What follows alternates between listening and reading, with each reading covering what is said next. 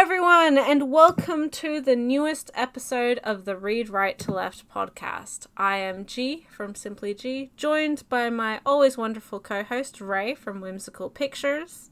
Hello.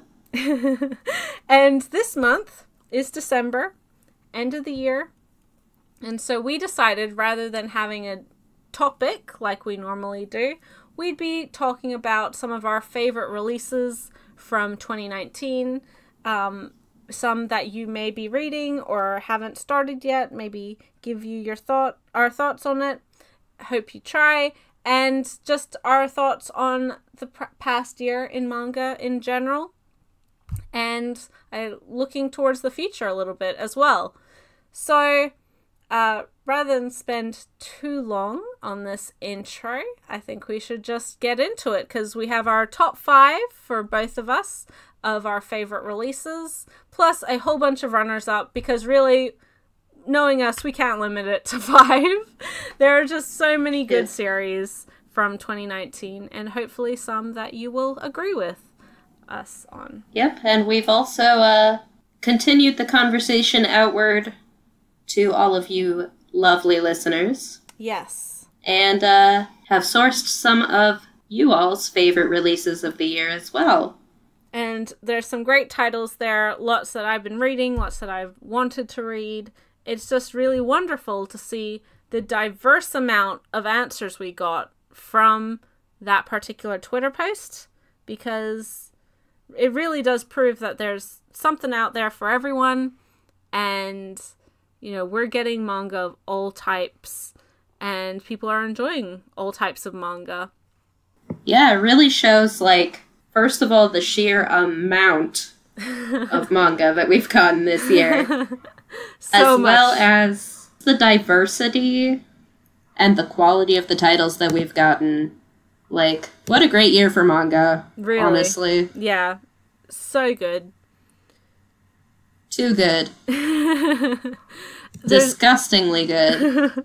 There's been a real uptick, personally, from Kodansha and Seven Seas for their titles. Last year was a good year for both of those publishers as well, but really this year stepped it up. Quite a few Yen Press titles really impressed me, and of course Viz had a whole bunch of stuff that I really enjoyed as well. All sorts of all different demographics as well, all different genres. There's just so much. Mm-hmm. So much to enjoy. We've seen multiple publishers dip their toes into Yuri and BL, which I think is fantastic. Yes. Another great thing, as well as the Yuri and BL expansion, I would say, is we've seen a lot more LGBT manga this year. We've seen a lot of josei getting licensed. Quite a few publishers starting with more shoujo titles. There's just been a lot, whether or not you're a fan of kind of the more popular fantasy isekai stuff, if you're a fan of moody character drama stuff, if you're a fan of just the really sweet, you know, down-to-earth slice of life stuff. There really has been just everything for everyone this past year. I think it's also been a great year for smaller, niche, and new publishers. Yeah. So I think most noticeably we've gotten the arrival of Denpa. Yes. Which is a new sort of niche publisher. With some really good titles already. Yeah. Inside Mari. What else do they have? Maiden Railways. The Panpanya, or Invitation from a Crab. Yes, and the Hiroyuki Asada book as well, Pez. They've got some really cool licenses that are going to be coming out next year already. Kaiji's finally just been released. Yes. Kaiji. You, like, 3 guys who have been yelling about Kaiji for years and years and years. You can buy it now. Yes. It's available in print. As well as we've also seen Faku, the hentai publisher's new LGBT-focused line, Kuma. Yes. Just recently. What? Yes, and that's been a surprisingly really interesting development. I don't think anyone was really expecting that from them, but so far they only really have 2 books out on their website to buy. Only one of them has reached wider distribution, which is Melting Lover. But Faku, for those who don't know them or don't buy their books because you're not a hentai reader, they are very, very good quality and probably one of the best publishers ethically and to work with and to work for in the West. They are really, really wonderful. And the fact that they have expanded to be more inclusive with LGBT erotica is a really exciting thing that I know that you, Ray, and I personally also really want to support both now and in the future. Yeah, and I will say that with their BL titles so far, they have made themselves very easy to support. Yeah. Melting Lover, actually, it wasn't as, hardcore as I thought it would be. No, it was quite, if you read BL anyway, this is not gonna be any weirder. It's not, extra porny. Yeah, it's honestly kind of chaste in comparison to some of the stuff that Sublime or June puts out. And, so... And it's got a really interesting, spec sci-fi aspect to a lot of its stories. Definitely worth picking up if you're into BL. Yes. Or just curious to see what Kuma has to offer. And I will say that their Can an otaku like me be an idol or whatever is super cute. Yeah. It's so I'm cute. looking forward to it. I have pre-ordered that one. I'm looking forward to it. I'm also looking forward to Canis as well, which is... Yes, I was about to mention that. Solicited for next year. Heard nothing but good things. I've heard nothing but, amazing things about that one, so... And they have 1 or 2 other BL titles. They also have a Yuri title as well coming up. So, yeah, keep your eyes peeled. The Yuri title is by Sho, who, if you have a Faku subscription, you have access to some of their manga. It is, not wholesome. But, I guess in terms of mature content. But in terms of, cute girls, cute couples, just being wholesome with each other, and, loving each other, very sweet.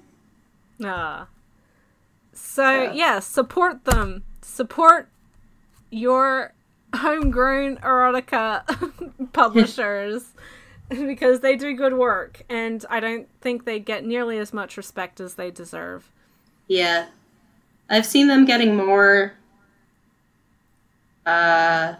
interest, I guess, lately. But I think there's still a lot of people who are leery of even looking into a hentai publisher, but you may be surprised. There's some good people doing some good stuff.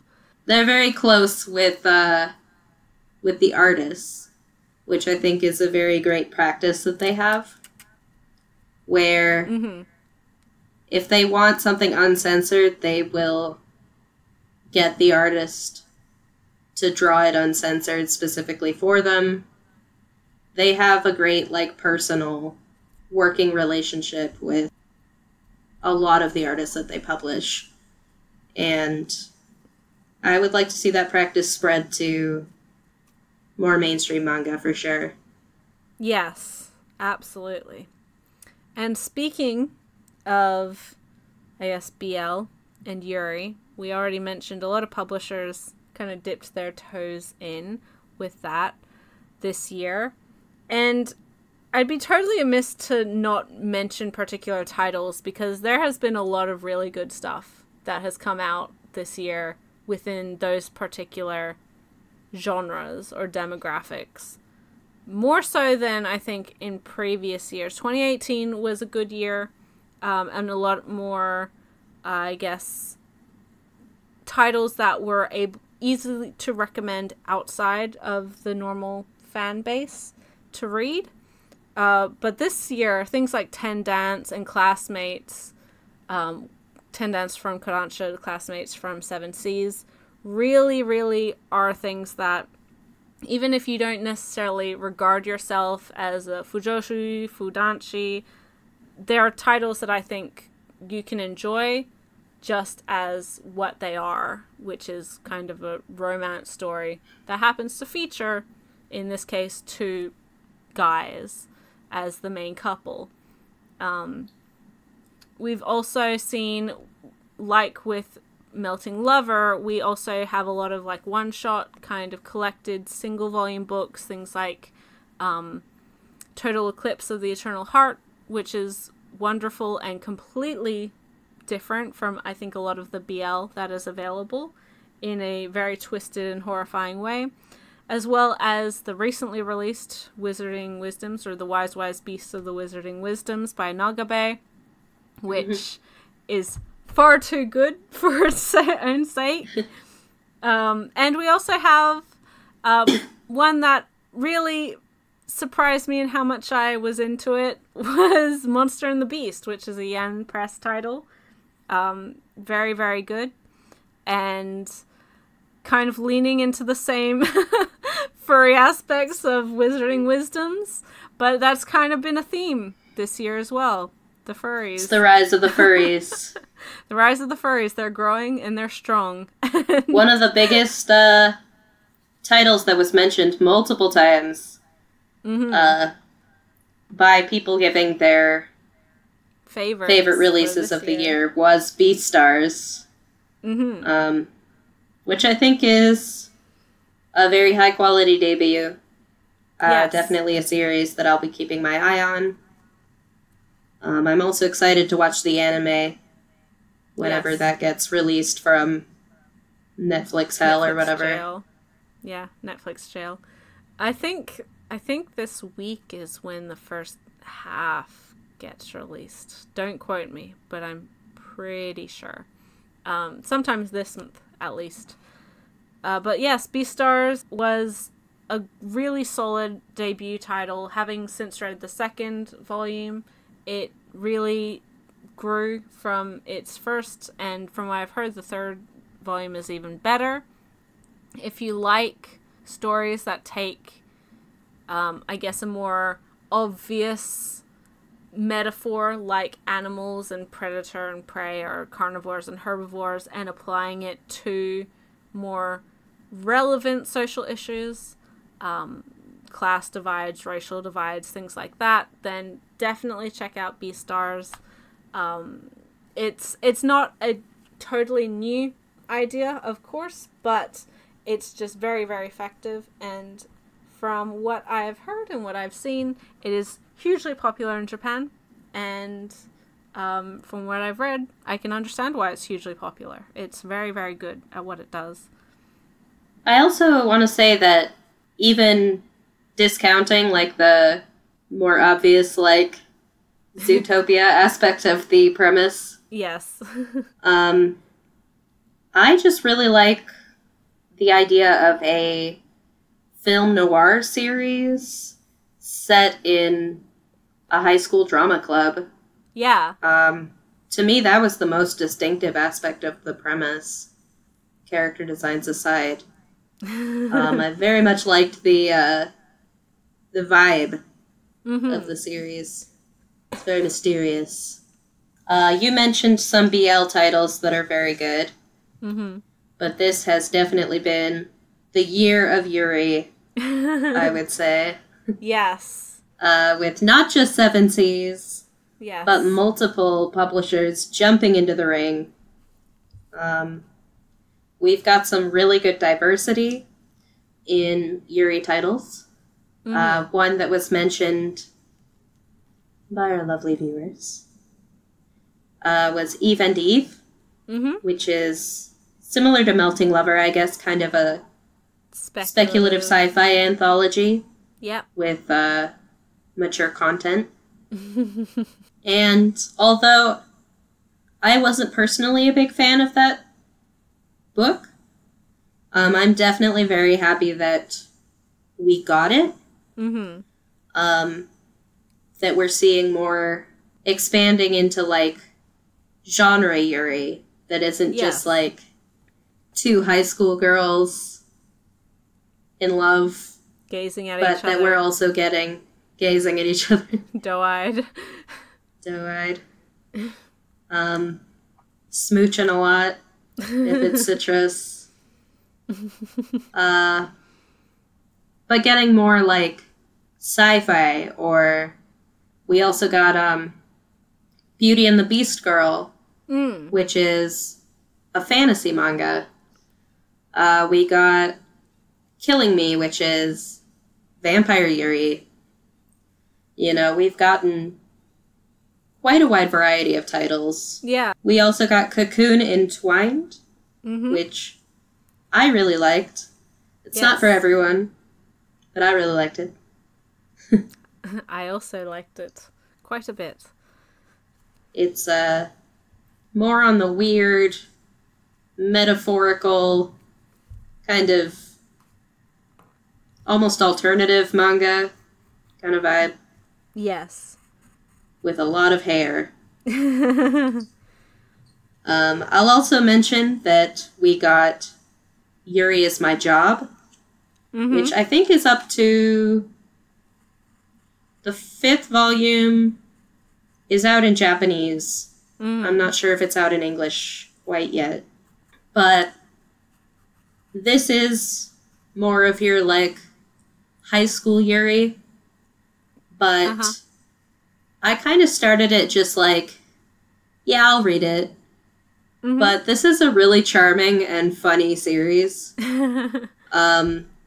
It's all the characters work at, like, a Yuri-themed cafe.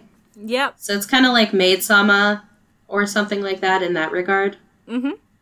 Where they're kind of secretly working at this, like, themed cafe.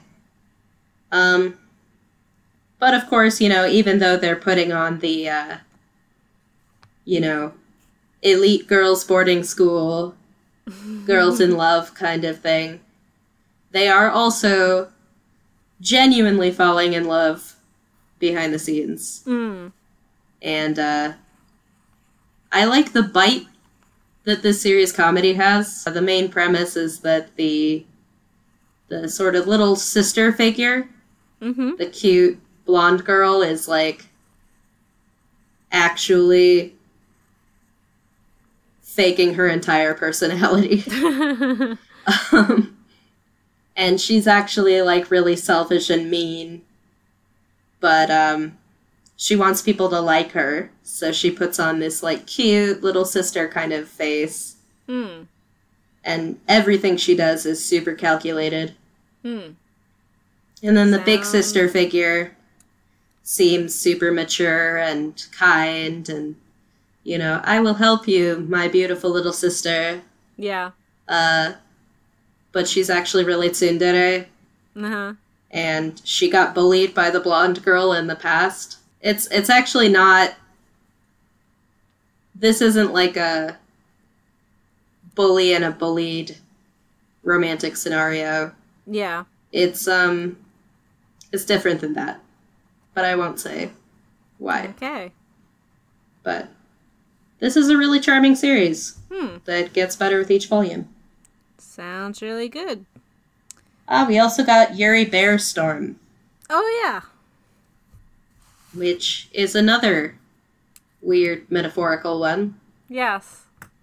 But the manga's not as weird as the anime. No. And if you were curious about the adult characters in Yuri Kumarashi, Akiko Morishima also felt that way and explores them in depth in the manga. So if you liked the anime. Also, Akiko Morishima is really good. And we're getting more of her in English next year. Yeah, Conditions of Paradise. Can't wait. It looks good, sounds good, looking forward to it. I personally need to finish Yorikuma Arashi. I read the first 2 volumes, need to get on that last one. But it's been a good year for Ikuhara adaptations. Just this week, we've gotten the Penguin Drum first volume of manga, which is pretty exciting. We've gotten the Penguin Drum as well as Sarazanmai manga. We've got light novels of Penguin Drum, and I think Yorikuma Arashi. Did we get the Sarazanmai, like the main manga? I know we got the Reo and Mabu one. I don't know about the main one, but we did get the Reo and Mabu, which honestly is kind of the one. It's the only one that matters. Exactly. That's the one I'm interested in. So, but lots of Ikuhara for Ikuhara fans, which you should all be because he's got some great works. They're all weird, but they're all worth it. They're so good and so weird. Yes.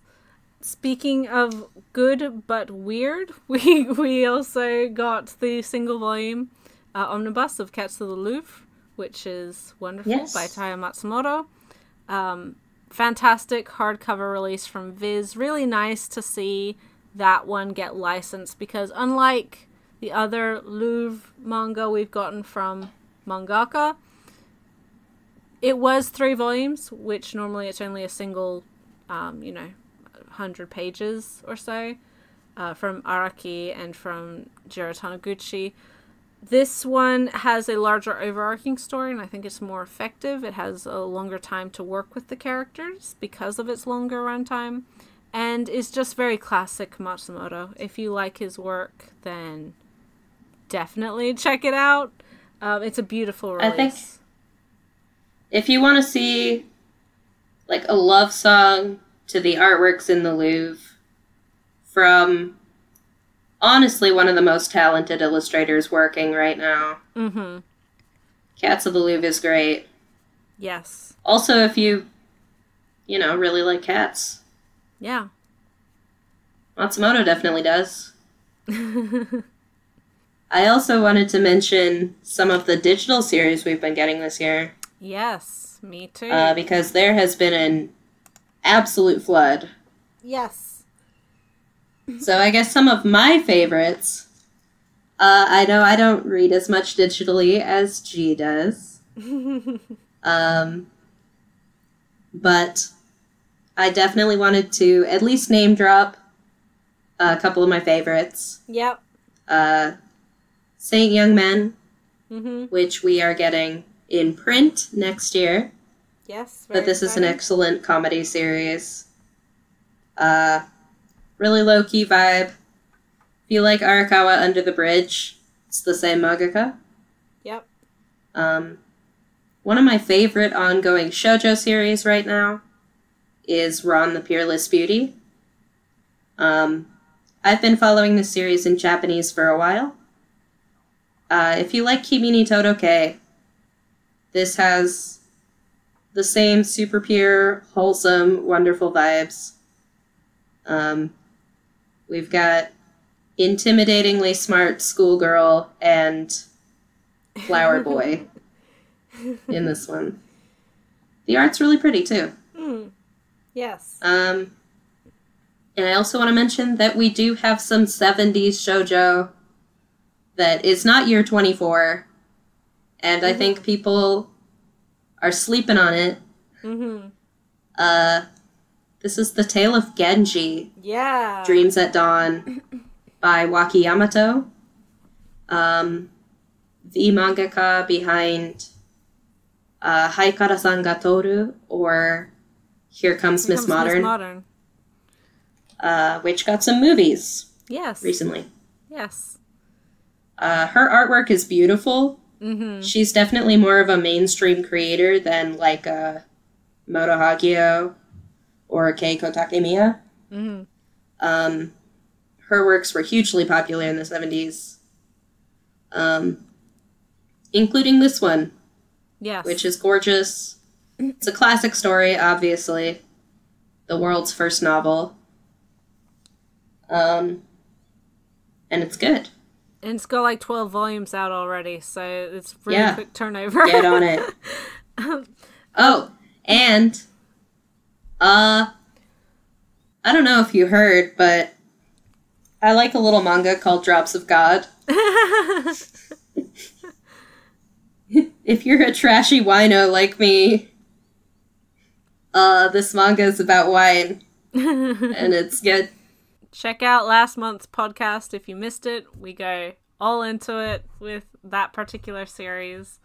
It is certainly a new release that was very exciting for us personally. Some particular additional digital releases that I wanted to mention. A lot of those, or almost all of those, were Kodansha titles, which is great. There's a lot of really good Kodansha stuff there. I also would add You Got Me Senpai, which I started reading this year. They started putting out this year. Volume 7, I think, just came out, which is a pretty it's a pretty great shoujo high school romance, and that's coming from someone who's not always super enthusiastic about that particular genre. Really liked the character dynamics in that one.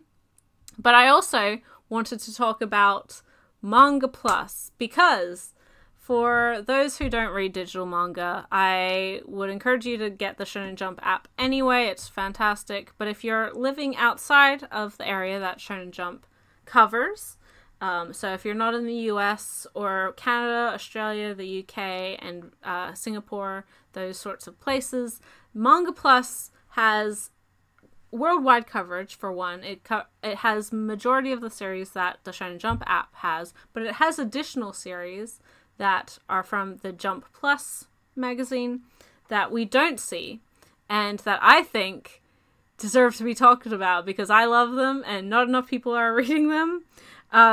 Most notably is probably Moonland, which is a sports manga about gymnastics, a gymnastics team in high school. Curtains Up, I'm Off, which is another high school club manga, but that one is about the drama club and sort of stage performances. Hell's Paradise, which Viz has licensed. It is available on the Shonen Jump website, not the app, because it is not appropriate. It's a little bit too graphically violent for the app. But that one is getting a print release next year, and you can bet your bottom dollar that I'm going to be buying it because it's very, very good. Summertime Rendering, which is a surprisingly really intriguing mystery with a supernatural twist. And yeah, there's just a lot to enjoy. Go check out the Jump Plus titles on Manga Plus because there's a lot of really good hidden gems there. Sign of Enigma, and the Cage, Soloist and the Cage, which are both on hiatus, but both very, very good. And try them out. There you go. All right. And then I suppose just some of the ones that y'all mentioned that I don't think we'll be mentioning. Yes, probably. But some of them definitely worth shouting out. Yeah, talking about. We've got The Way of the House Husband, mentioned a couple different times. I think this was a very funny series for a lot of people. Yeah. It's definitely been going around the internet for a while. I think for both of us, it was kind of okay. Yeah, not my favorite, and I'm pretty picky when it comes to comedy, so yeah, that's not comedy's really always super subjective. Yes, and I think it was very successful for a lot of people. So definitely worth a mention. Yes. Oh, Maidens in Your Savage Season. One of the this is a very good title. Yeah, absolute surprise for me. I've mentioned before that I'm kind of a bit hesitant a lot of the time when it comes to Mari Okada's work, just because her library of work ranges from the incredible to the absolutely terrible. And this, thankfully, is one of the incredible titles. Really, really surprised me. Really wonderful to see a genuine, realistic look at female sexuality in adolescence. It's just really, really, really, really good. And I think for anyone who is growing up, but most notably like young women and female presenting individuals, they will relate to this a lot. The cast is all has their things, all has their issues and their hang-ups and their weird kind of personal stuff that they're going through. And yeah, it's an experience. I will say the anime is also excellent. Some brilliant uses of famous songs.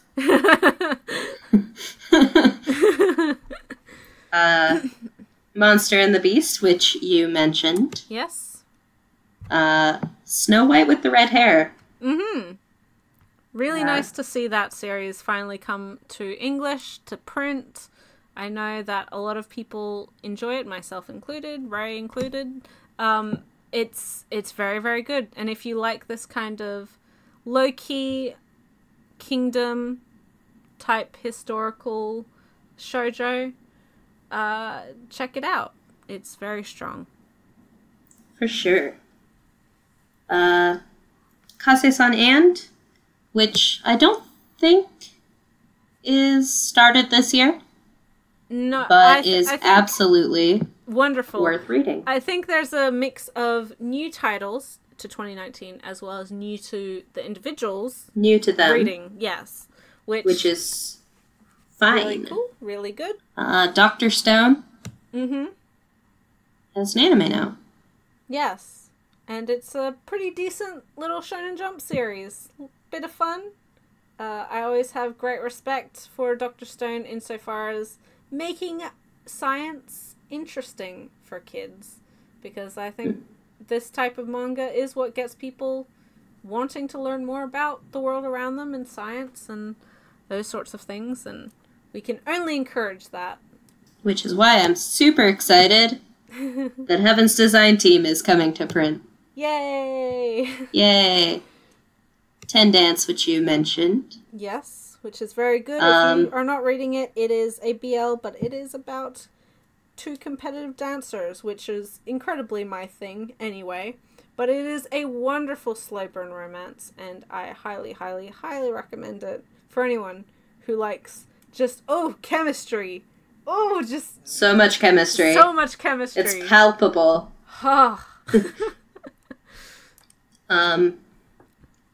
Spy X Family. Yes. Which I think is supposed to be Silent X. But it doesn't matter.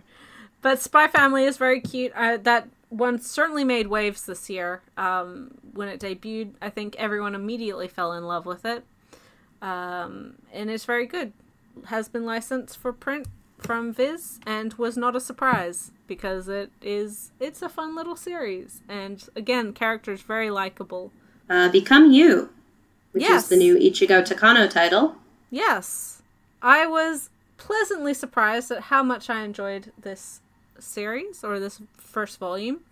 I enjoyed Orange for what it is, but I do think that Become You has a much stronger first volume, and it definitely made me more invested in these characters more immediately.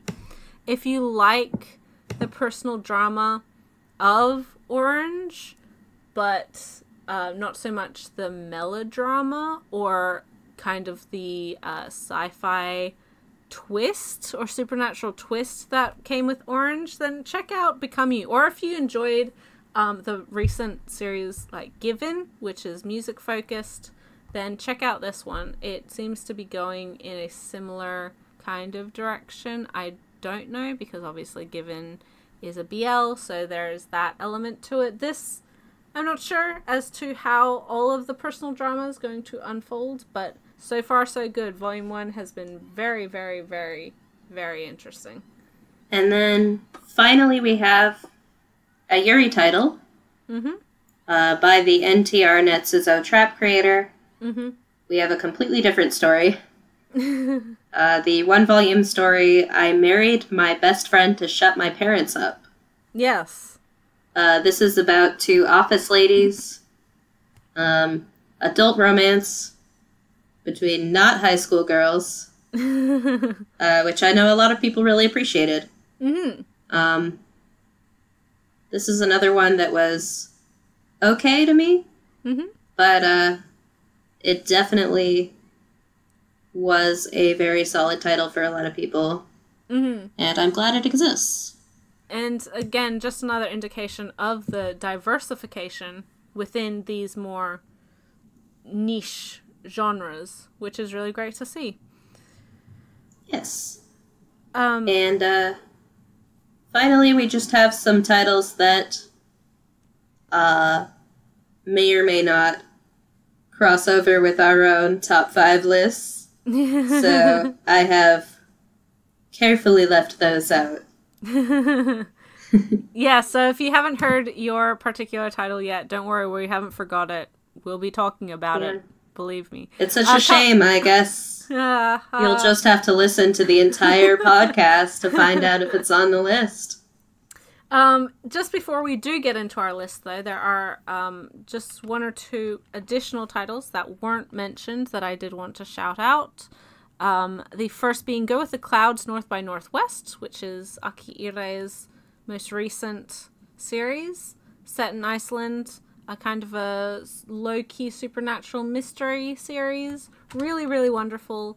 I absolutely love just kind of the atmosphere of that particular title, and I think Akiire does her best work when her series are a little bit more magical and exploring the world at large, especially in a setting like Iceland, where I think the large majority of readers aren't familiar with the setting. Really, really wonderful to see, to have one of her manga that is, I think, a little bit more easy to recommend comparatively to Ran in the Grey World, which has some understandable issues that people may be hesitant about. And I also wanted to mention The Golden Sheep, which is a new vertical release. First volume of 3, another kind of character drama about... If you liked Anohana, I think you'll enjoy this one. It's about a group of friends who drift apart in primary school. One of the girls moves away. When she comes back, she's reunited with her 3 friends, and feels like things are just same as they ever were. But now, as teenagers, the 3 of them, or 4 of them really, have changed a lot, and how, you know, she now has to adapt to them changing, and how they now have to adapt to kind of confronting how much they've changed. It's very, very good. If you liked Anohana, it also gave me, without the, I guess, magical realism aspect of it, it gave me feelings, or it was very reminiscent of the most recent Makoto Shinkai film, which is Weathering with You. Really, really gave me that kind of vibe. So, yes, check it out. It's only 3 volumes, and very good. And by the mangaka of The God's Lie, that single volume, which people may be familiar with. Yep, she's a very talented and prolific mangaka. I've recently enjoyed her Ningyo Oji collection, which I'm kind of hoping gets released in English. So everybody buy The Golden Sheep. Yes. So that I can read Mermaid Prince in English. She also has an older series called Immortal Rain that partially released by Tokyo Pop back in the day. Partially released, but very good. So yeah. I think we have covered all of the wonderful honorable mentions, and as I said, there's a lot because there's just been so much good manga this year. Now to get into our top 5, we discussed this off of microphone so that we didn't have any overlap, but rest assured, kind listeners, that many of these series were definitely on the short list for each other's, and so we have 10 here, really, and for majority of them, I think we have very similar kind of short listing for them. So yes, this is... Yep. This is... As always. As always. We share multiple brain cells. So, I think starting from number 5, would you like to go first, or Yep. would you like me to go? Yeah. I guess so. Okay. Doesn't really matter. My number 5 would be Skull-Faced Bookseller Honda-san. By Honda. Yes. This series got an anime that definitely had a bit of a cult following when it came out. Yep. It's a 4-volume manga series. We've got the first one, and maybe the second one just came out. Yes. So this is about a bookseller named Honda-san. And she's got a skull face. Yep. This is definitely like a mainstream kind of Kinokuniya type of just bookstore employee. Yep. Who works in the comic section, specifically in the American comic section. Yep. But all of her coworkers are like various manga publishers and genres. And it's just about her, like, doing her job, dealing with publishers, dealing with, like, advertising, nerds showing up to just, like, mass nerds. buy a new volume so that it's completely depleted. Yep. All of a sudden. There's a lot of, like, funny interactions with particularly non-Japanese customers. So definitely Japanese bookstore manga areas are very used to getting foreigners in the store. Yes. So I think this volume in particular is notable for just a lot of the little anecdotes about dealing with customers who don't necessarily speak Japanese, and just talking about how manga kind of brings the world together. Yes. And there's one really nice story about yaoi fangirls, Fujoshi, where Honda-san is just shocked by how passionate,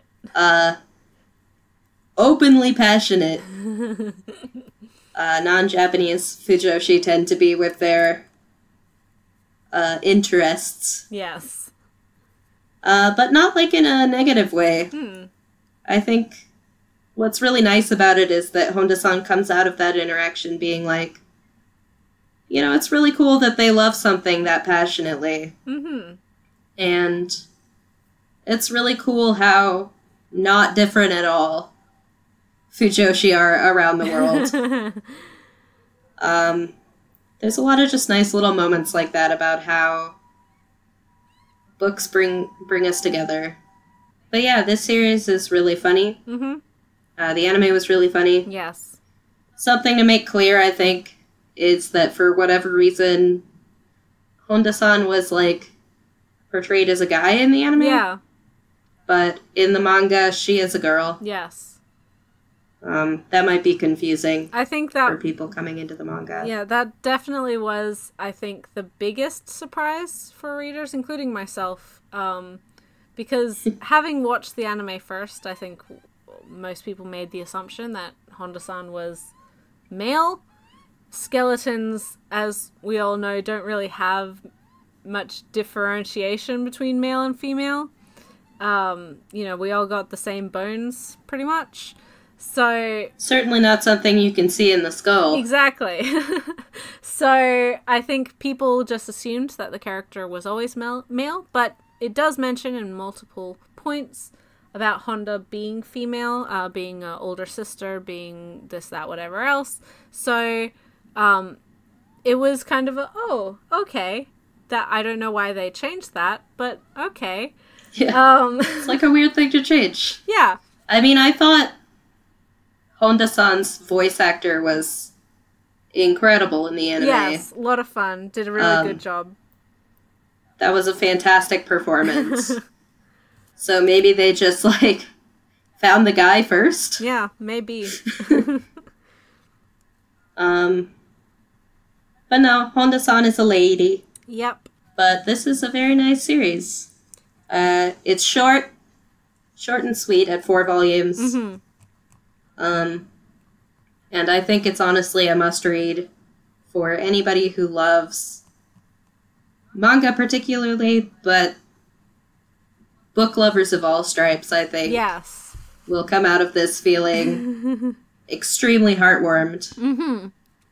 As well as those who have worked in a bookstore in particular, but also just kind of general sales. I think there's definitely a lot of crossover with having to deal with customers of all types, having to deal with... One of the most, like, relatable stories for me was Honda-san has to deal with this awful customer who's just, like, screaming, and it's horrible.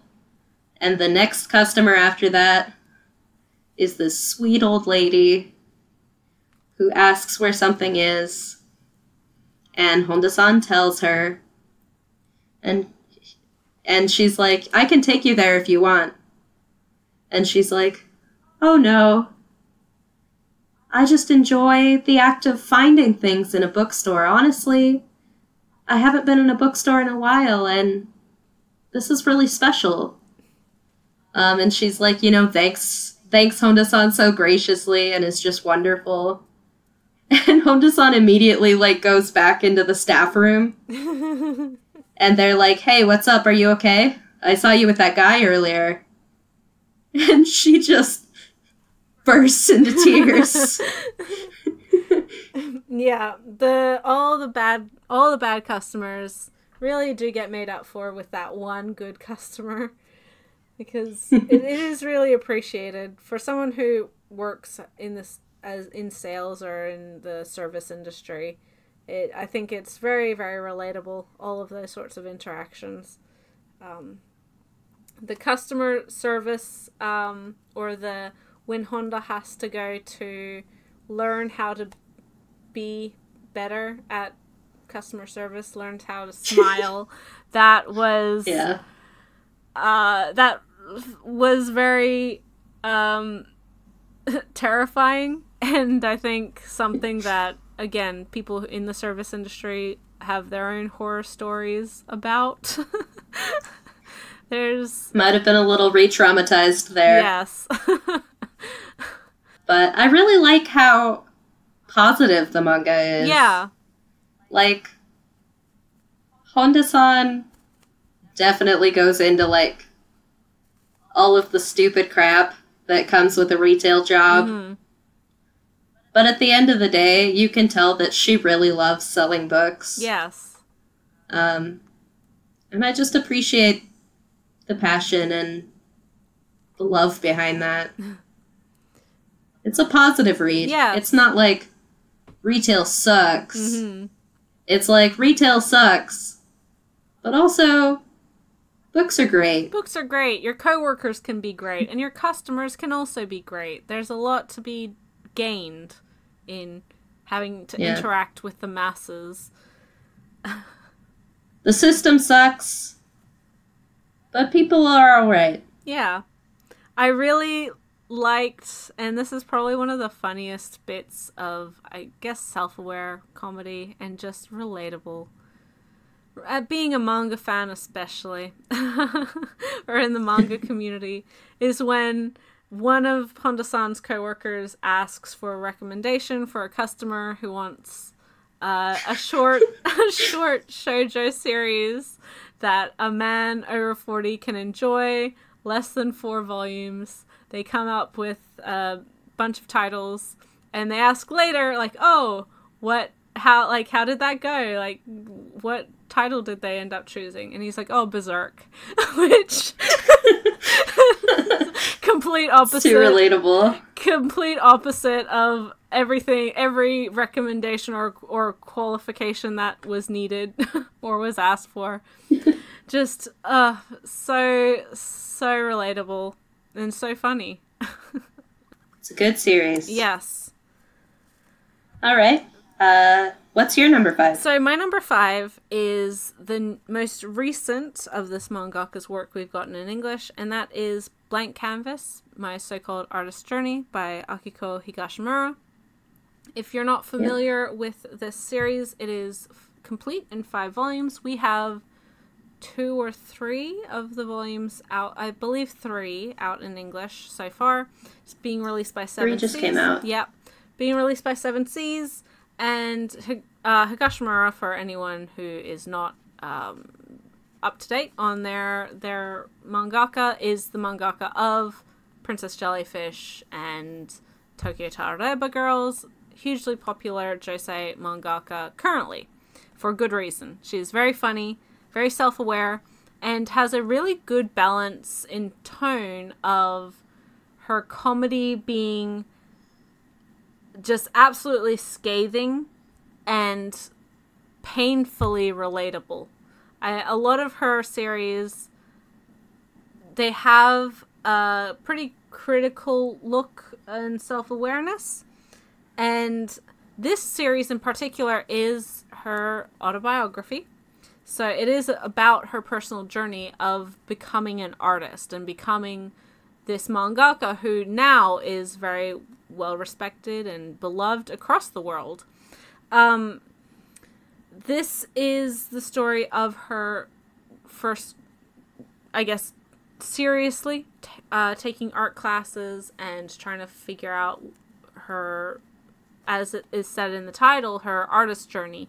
And it's really nice, in my opinion, to have a story about artists and about art that has this aspect of not being just completely, because in my experience with artists, a lot of them do have a lot of pride in their work, which is wonderful. I think you definitely have to have some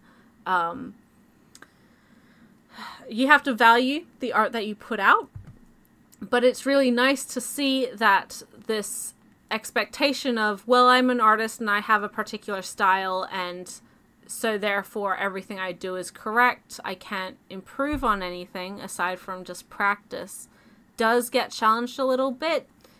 So it's really nice, in my opinion, to see that, but also to see Higashimura as a beginning artist, as someone who's starting from the very basics, or from a pretty general, like, initial talent to where she is now. She wasn't just born talented and thus is a fantastic mangaka who can create all of these hits.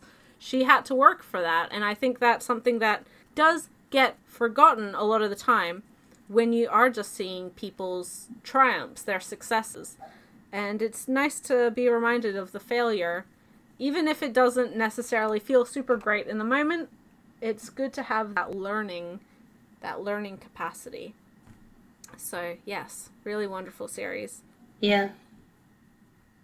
Definitely as someone who was an art student, there were aspects of this that were painfully relatable. I also really appreciated the nuance that it has. This is true of any of Higashimura's works, but maybe because I have more personal familiarity with the content here, I definitely felt it a lot here with the art teacher who is abusive in a lot of ways. He does get physical with the students occasionally. He will tear up their art. things that, frankly, are not okay.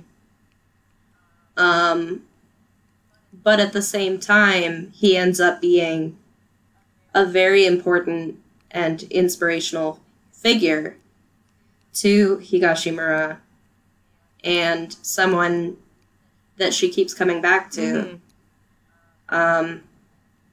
who kind of helps her to pull herself up by her bootstraps, I guess. And who, like, you know, when she takes her entrance exams, she calls him. Yeah. And tells him how it went.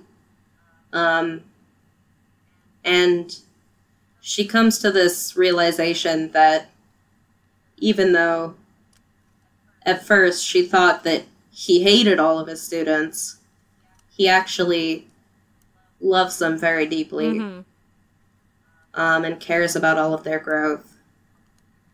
And maybe some of his bitterness comes from not necessarily making it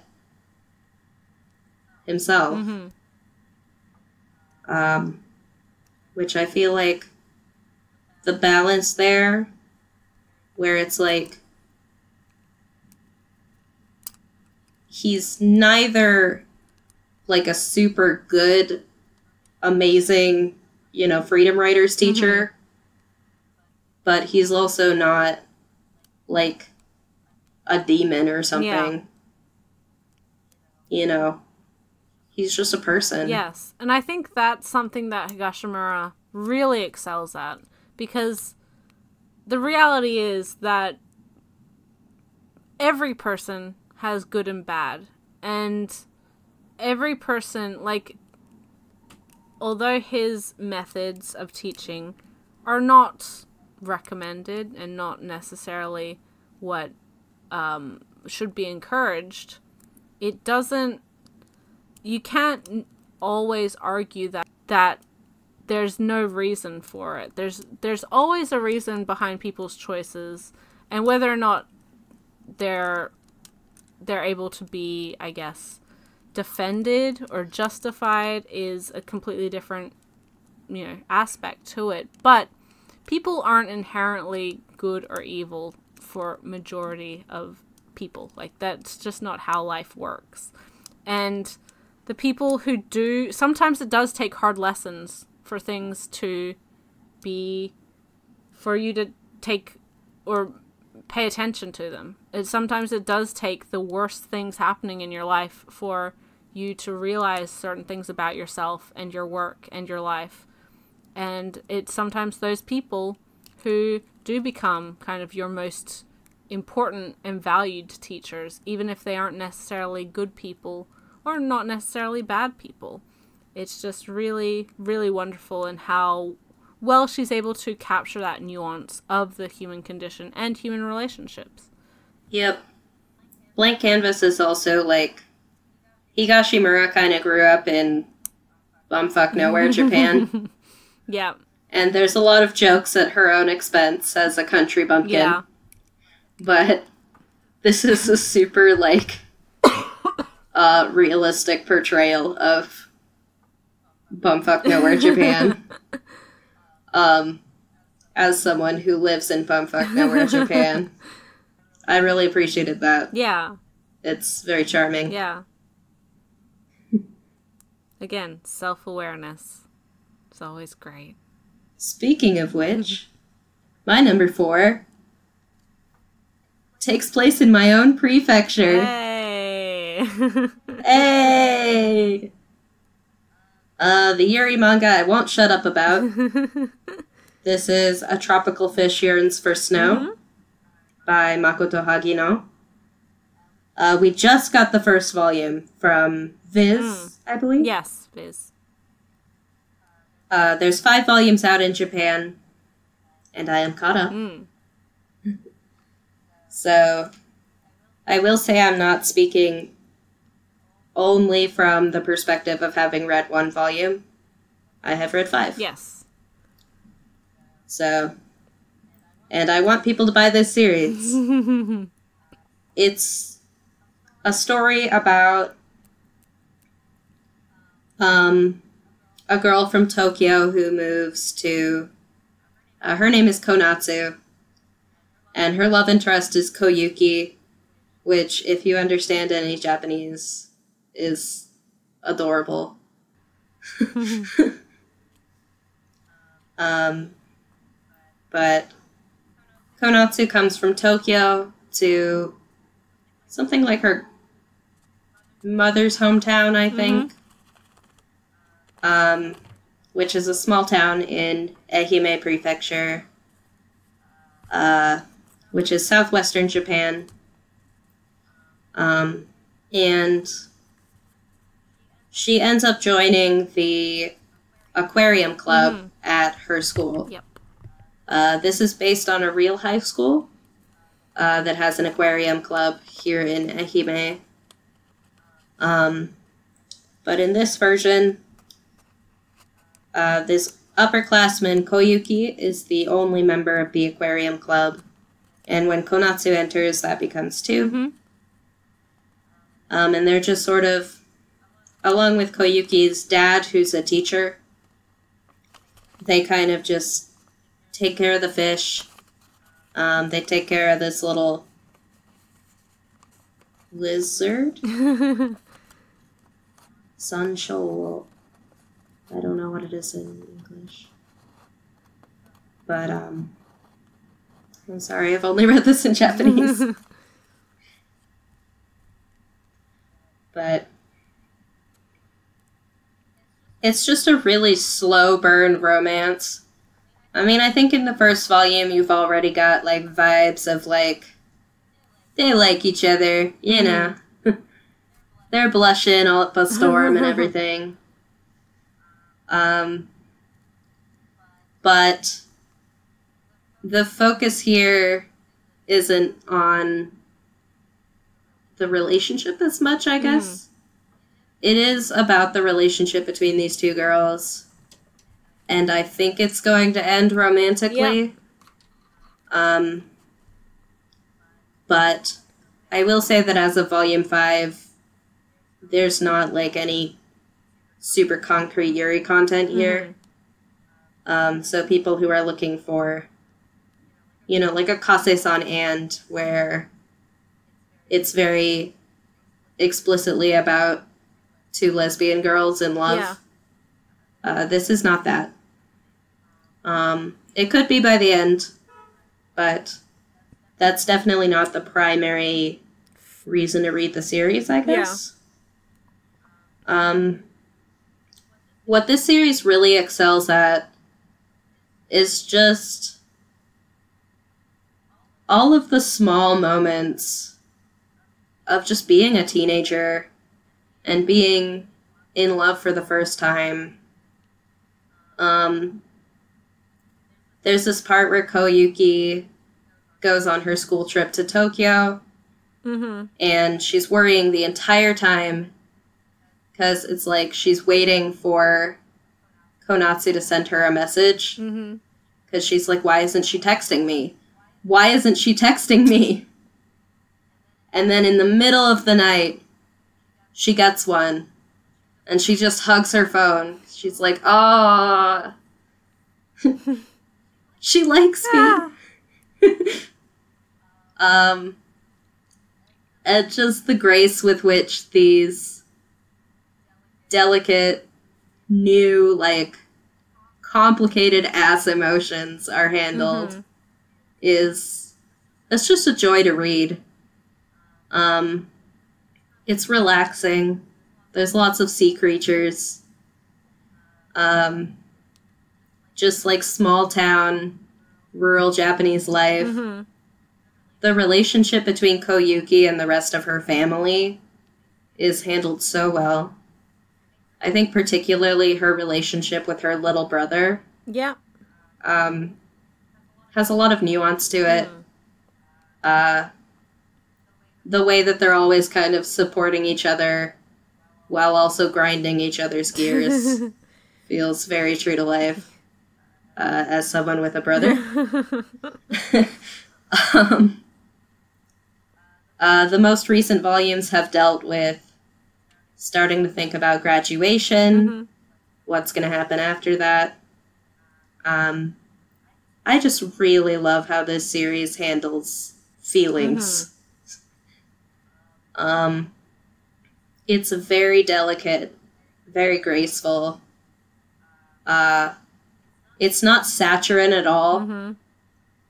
It just feels very real, while also being a very enjoyable and relaxing read. Not that it's boring. Yeah. It has a lot of forward momentum to it. That's good. As well. I recommend it. Yeah, it's definitely one that has been on my radar ever since it was licensed, mainly because, of course, you've been talking about it nonstop. But I love it. Yeah, and from everything that you've said about it, it really makes me feel like, for me personally, it'll be a series that I really enjoy. It has a lot of the things I really value in Yuri, and I'm really happy that as well we're seeing more and more Yuri from Viz, because this is one of their, it's not their first Yuri title, of course, but it is their newest one, and I hope to encourage more from them, as well as the other publishers. So I will say that I did see people posting, like, pages from the English translation. And I'm a little sad that they didn't try to incorporate the dialect. I know it's, like, probably the best decision, but this is definitely a series I'll be continuing to collect in Japanese, because it's so rare to, like, hear my local dialect. Yeah. In a manga. It never shows up. But everyone speaks in Eoben, and I hope that you will all go into this series realizing that actually every character sounds like a huge country bumpkin. Except Konatsu. And there's one moment later on where she, like, accidentally uses Eoben in, like, an emotional moment. And her friend's like, now you're really from Ehime. Well, that's really great. So,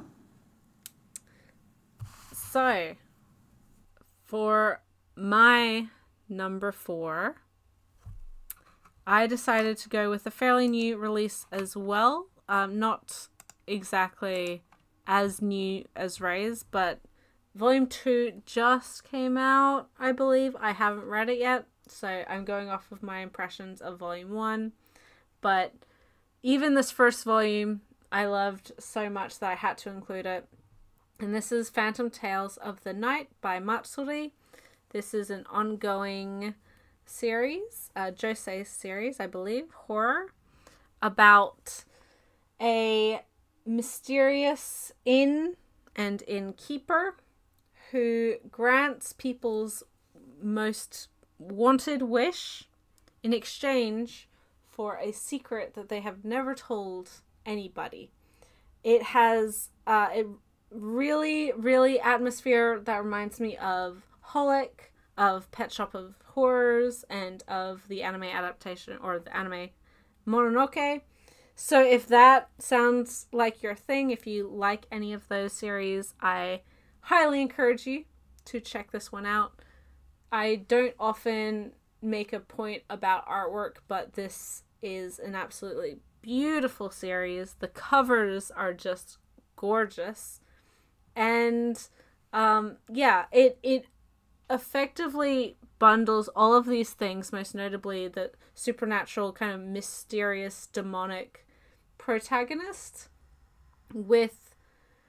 into a series that I'm really, really enjoying. There's a larger, I guess, conflict between our mysterious innkeeper and a human force trying to get rid of him, stop him from granting wishes. We have a character in each chapter is fairly episodic, is fairly easy to just jump in and out of, but we do have the larger storyline of, in the first chapter we have a character who gets his wish granted.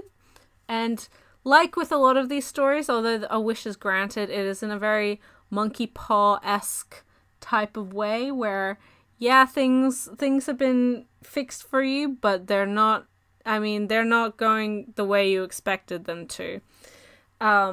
We also have, with our innkeeper, he has 2 workers within the inn, Butterfly and Spider, who, as their names imply, are those creatures, but they also have related powers, yokai powers, that can either grant wishes themselves or various other things. It's just really, if you like moody, supernatural mysteries along the lines of, as I said, Pet Shop of Horrors, Mononoke, check this one out. Really, really, really excited. And I believe there's 6 volumes in Japan currently. As I said, it is ongoing. We just got volume 2, so we're getting them at a fairly decent pace from Yen Press, and I cannot wait to read more. It also is reminiscent for another series that surprised me this year, which is digital only currently, but is getting a print release from Yen Press, and that is Toilet Bound Hanako-kun, which it sounds like is terrible, but if you like kind of quirky ghost stories, that both of these are very, very good. Yeah, I'm looking forward to that Hanako-kun anime. I really like the style of the manga. Really like the art style of it. Yeah, I really like the design of the ghost. Mm-hmm. This Phantom Tales of the Night is not a series that was on my radar until G put it on my radar. But it's definitely one that I'm going to be checking out because series like Holic, Nightmare Inspector, Mushishi, Mononoke are among my favorites, so definitely looking forward to giving this a try. Yeah, if nothing else, look at the covers, the cover art, and just bask in their beauty, because they are beautiful and so atmospheric. It's been a long time since I've just been completely drawn into a cover, just so completely. They're just, perfect, beautiful. All right. So my number 3 is a series that I think has been very popular with a lot of people. And was actually mentioned a few different times by our own viewers. This is Witch Hat Atelier. Yes. By Kamome Shirahara. If you don't know who this mangaka is, you actually do, because you have almost certainly seen her Wonder Woman covers. They were definitely going around the internet for a while.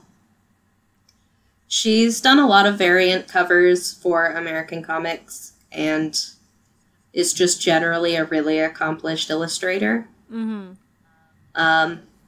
Witch Hat Atelier, I believe, is her first original manga.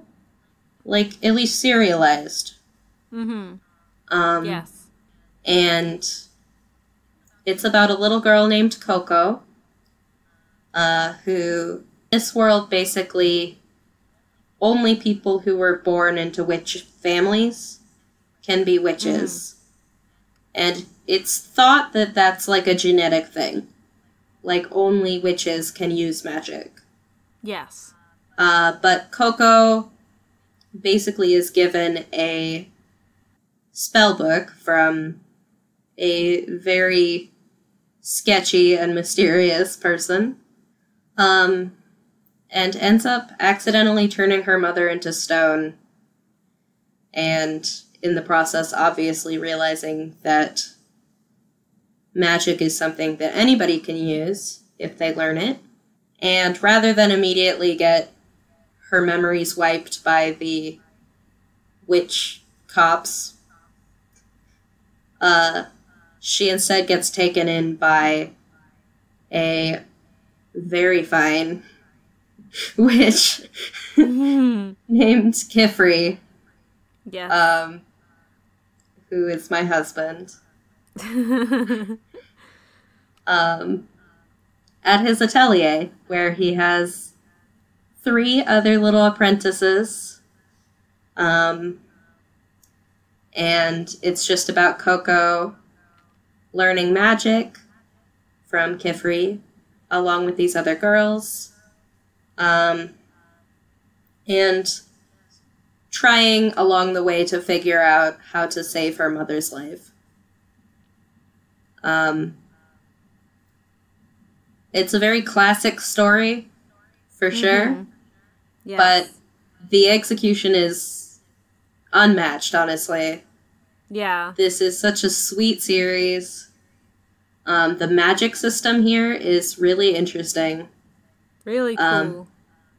Basically, instead of a wand, they have a pen with magic ink that they use to draw magic circles that have to be drawn in a very precise way, or else the magic won't come out right. And each of the girls has their own thing that they're sort of trying to do with magic. You've got the sort of Hermione-esque, I guess, character who's seems to be trying to live up to an ideal that she can't quite reach, and is very angsty because of it.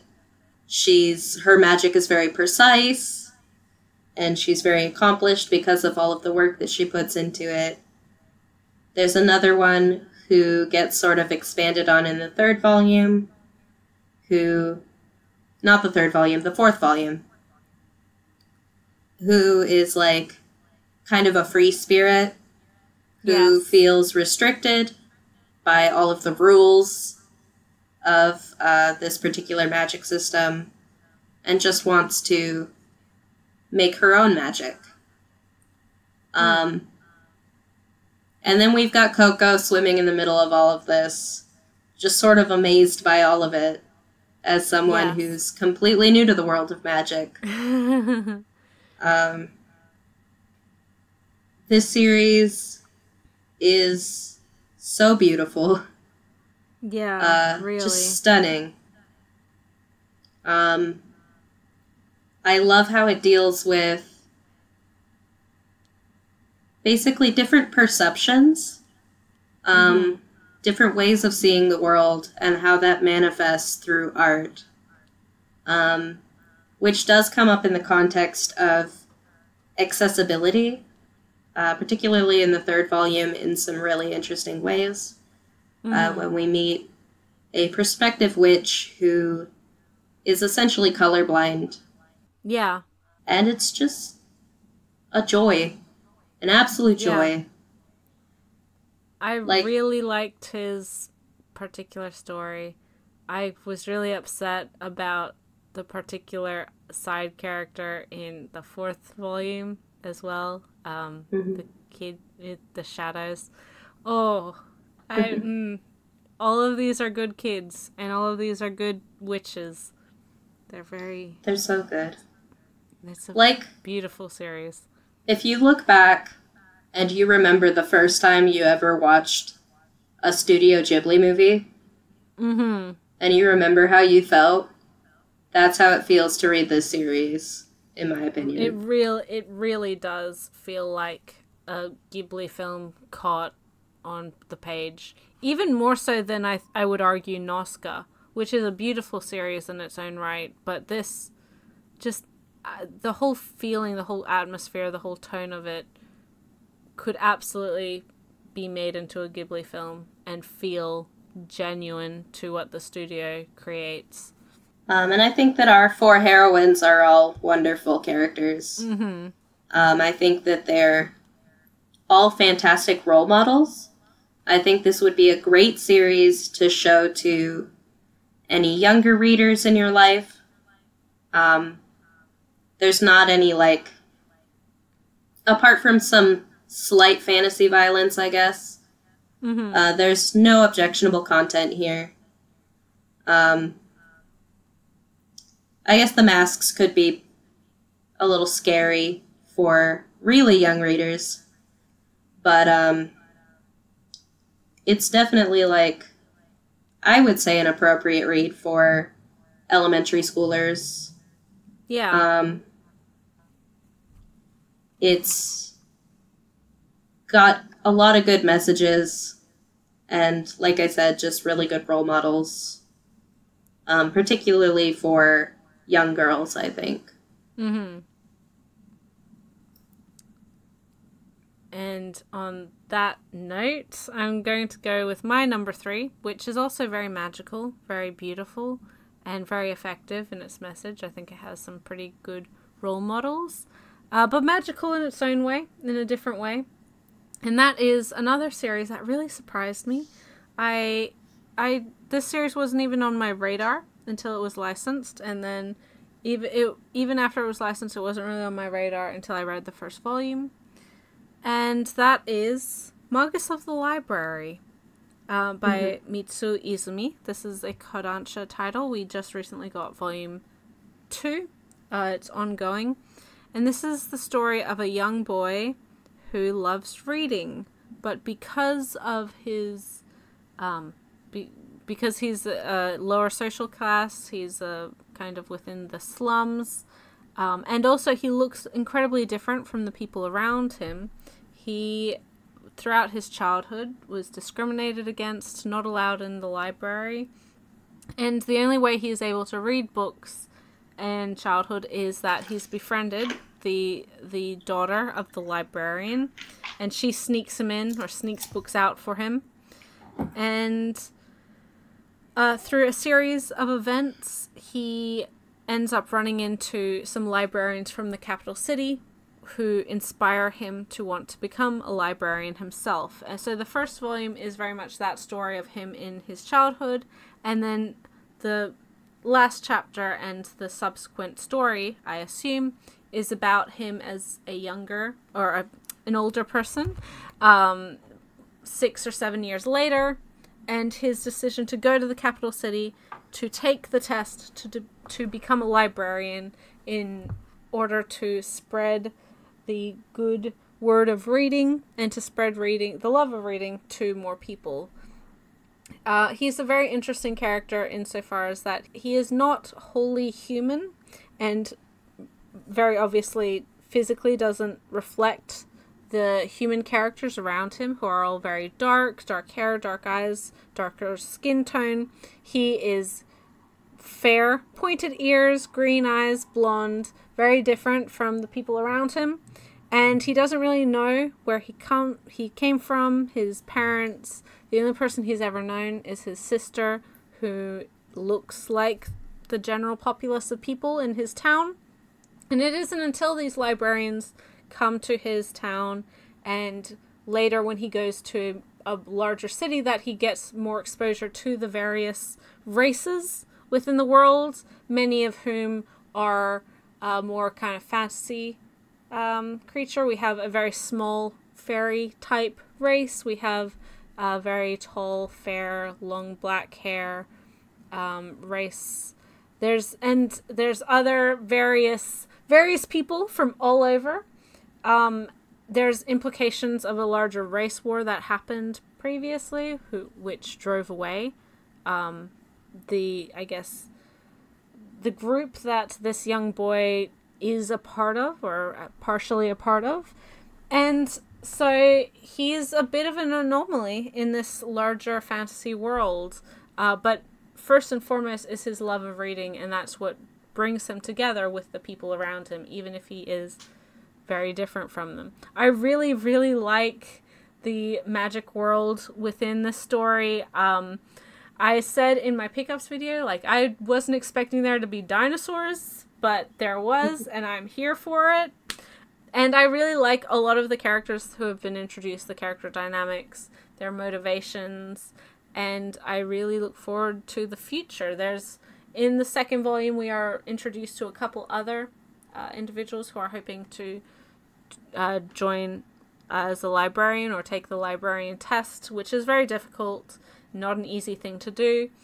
And there are different reasons and there are different skills and what they might bring to the the actual occupation, and their skills going into being a librarian versus a scholar or versus other reading based type of occupation.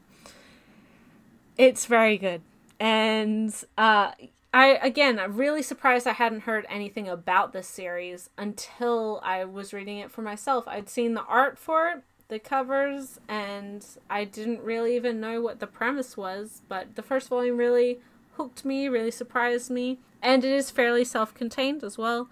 The second volume just even expanded on that, and I really did fall in love with the world, and it did make it more obvious that this world is a little bit more magical than it appears. Really, really happy. I feel like this series kind of appeared out of nowhere. I heard nothing about it. It was like announced in a mess of like isekai titles or like based on a light novel kind of titles. So I kind of like looked at the title and I was like, didn't even notice it. Yeah. You know? It really, it just kind of appeared. And I know I saw the cover and I was like, that's prettier than these usually are. Yeah. And then I started hearing about it from people who were reading it, saying it was just so good. And it's definitely moved right up my TBR list. Yeah, give it a shot. Anyone who hasn't tried it or hasn't read it or just hasn't heard much about it. It is... I think it got lost, as Ray said, within a glut of isekai of a somewhat similar kind of premise. It is somewhat reminiscent of Ascendance of a Bookworm, which is a series that I do really enjoy. That is an isekai light novel series. It does have a manga adaptation as well and an anime adaptation, but it's not exactly the same. It doesn't have... That series does have a magic element, but not the same kind of magic element. And it doesn't have an element of discrimination or racial discrimination. It does have class discrimination, though. So if you're enjoying Ascendance of a Bookworm, then check this one out as well. And if you like dinosaurs as just kind of like beasts of burden, which is the term so often used, or just like general animals within this world, check it out. I wasn't expecting them, and I love the fact that they're there. There's also, like, giant alligators or crocodiles, which is great, but terrifying, so, yeah. Hey, man, I love Dinotopia. Yeah. Yeah. For sure, kind of a underrated gem, I guess, there. Check it out. A diamond in the rough, if you will. My last two are classics. As is my want. Number two is going to be a re-release of something that has been desperately out of print for so long. Yes. So exciting. One of my favorite horror manga of all time. This is The Drifting Classroom by horror legend, the man who inspired Junji Ito to start making horror manga, Kazuo Ume's,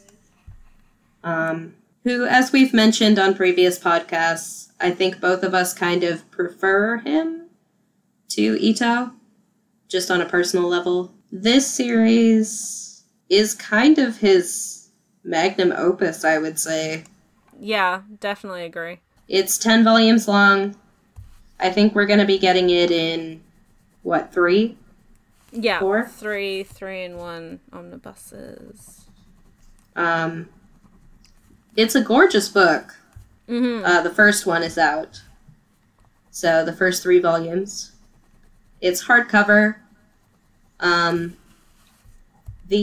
Something people have been pointing out, I think, is that I don't believe it's actually sewn into the binding, but it appears to be. Burst. That's a burst. Where it's publishing. Don't worry. Don't listen to me. But it's a publishing thing. Like, it's not the highest quality, which is the sewn-in binding. It's called a burst binding, which is they're put into like smaller clumps and then like glued there. So it's a little. There you go. Little bit harder to break down compared to just like a purely glued book, but not as high quality as like the sewn binding. I learned something new. Thank you, publishing student.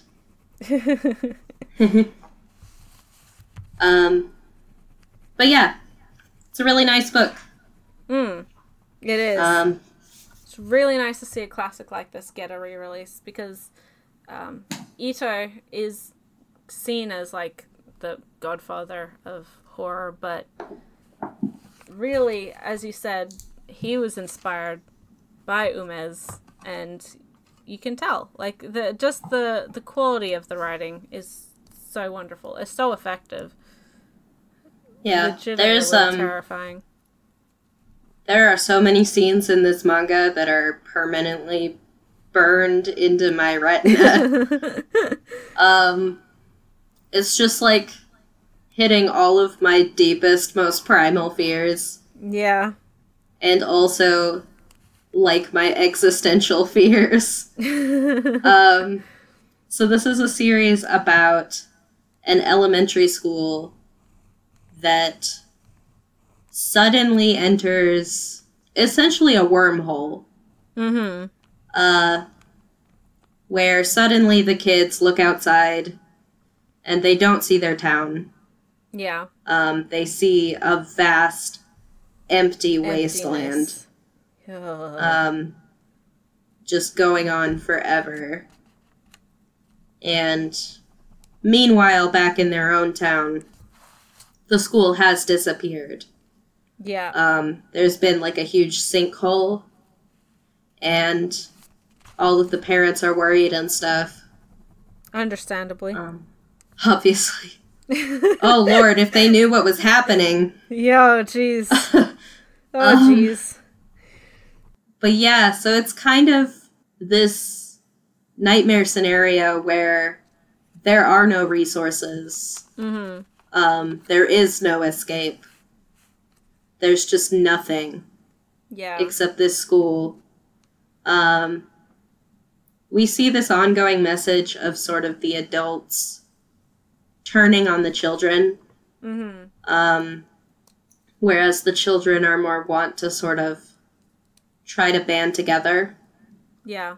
And try to creativity their way out of this, but there's no escape.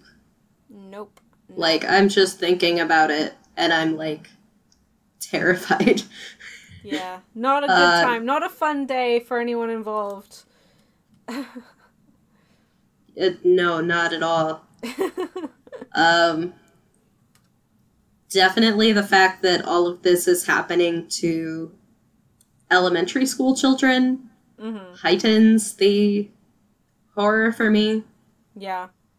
Particularly just the scenes of as visceral violence. A teacher of sorts. Just adults inflicting this horrible violence on children. Yeah. Is just, like, viscerally horrible to me. Yeah. It's literally skin crawling in ways that Ito's works personally aren't as effective for me. Like, yeah. I feel terrified and grossed out and just uncomfortable after reading The Drifting Classroom, which is, you know, that's good. That's a effective horror. It's a experience in of itself. I will say also, if you are a fan of Ito, and you like all of the crazy scared faces, yeah, you'll love the trademark Kazuo Ume's scared face, which shows up a lot here. Yeah, this is just, like I said, one of, if not my favorite, horror manga. I've dreamt about having it in my collection for so long, and now it's finally a reality. It's here. It's arrived. In beautiful collector's editions. Thank you, Viz. Yes. Now, my number 2 is completely different, but a series that we both dearly love and adore, and that is Our Dreams at Dusk, or Shimaname Tasagare by Yuki Kamitani. This is a volume 4, I think, comes out this month, which is the final volume. It's a 4-volume series put out by Seven Seas about a teenage boy and his struggle with and acceptance of his sexuality. He is gay. He's known this for a while. He changed schools because of it, after feeling unsafe, after feeling outed. Although he isn't personally out with his family or friends throughout the course of the series, he does become friends with this group of individuals who are all not coincidentally, but who are all part of the LGBT community, and together they get together and rebuild and renovate old houses. I love this series. I talk about it a lot, and it is so wonderful that we have gotten such a genuine, emotional, empathetic series about gender and sexuality. And it does include a lot of these parts of the LGBT community that do very often get ignored or forgotten about in not only Japanese media, but just general media as well.